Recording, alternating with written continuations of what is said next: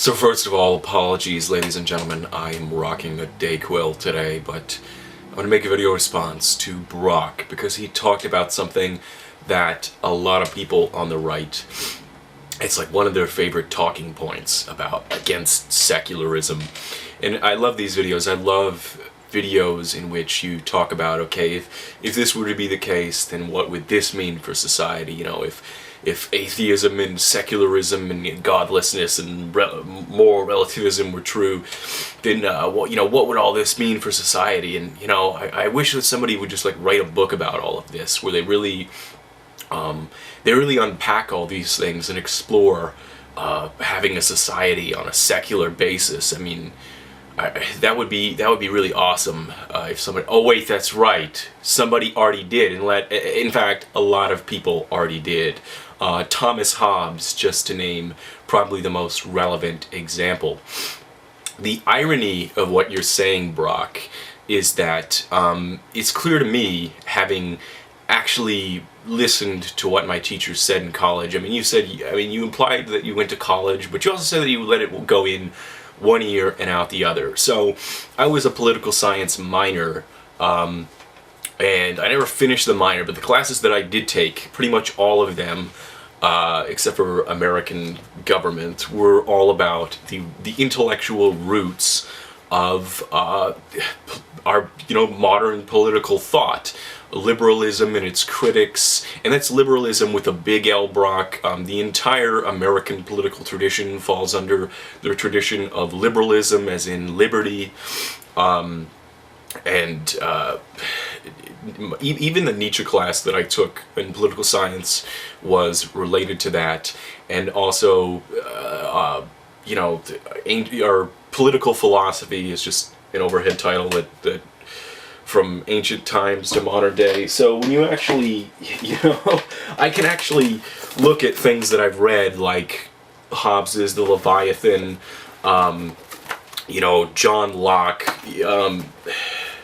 even conservative tradition, Edmund Burke, Rousseau. Okay, these are the actual articulators of the ideas that our country is founded on. These didn't just appear out of the ether, and I hate to tell you, they didn't appear out of the Bible either.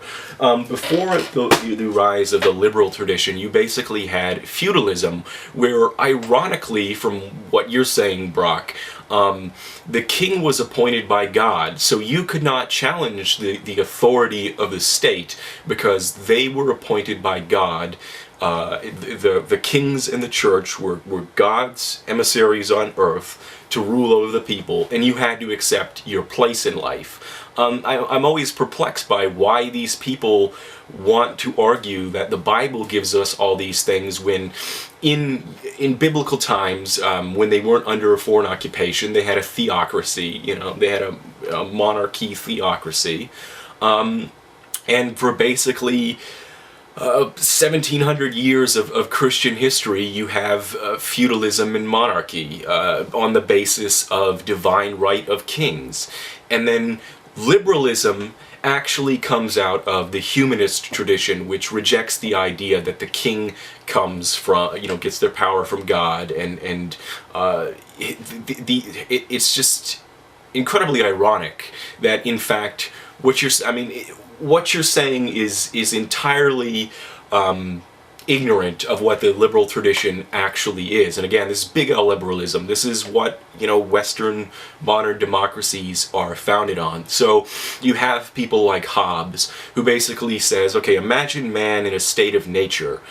The first thing is, he says, you have total liberty. Why is this? Because there's no government at all.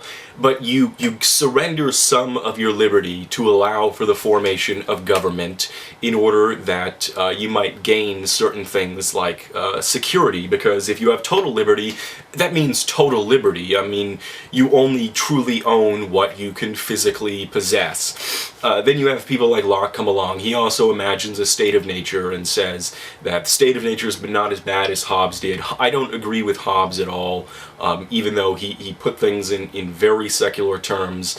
He did sort of, the end progression of what he was talking about was rather authoritarian.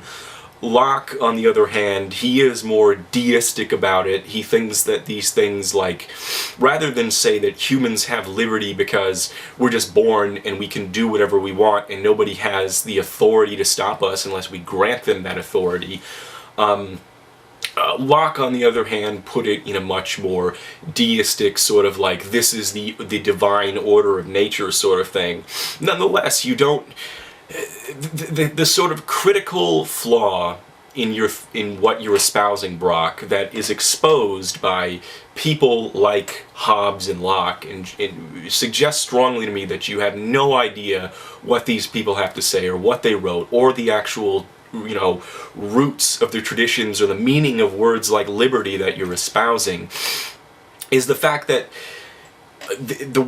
at bottom, the Western liberal tradition basically represents a rejection of the idea that the government has authority to rule over the people through might or through divine command, and it says that they only have the authority to rule over people because people consent to be ruled.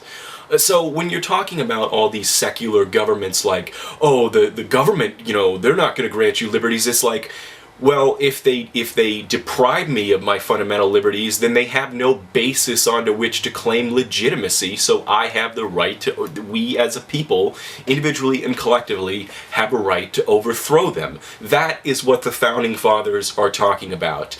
The government just doesn't have this automatic right to tell us what to do.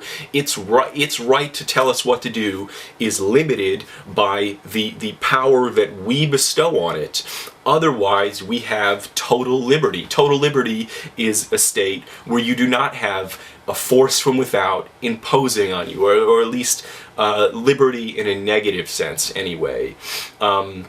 And liberty, a negative liberty, positive liberty, that sort of goes in the difference between Hobbes and Locke. But the point is like, if the government goes tyrannical in a secular society, then they have no basis for which to claim legitimacy.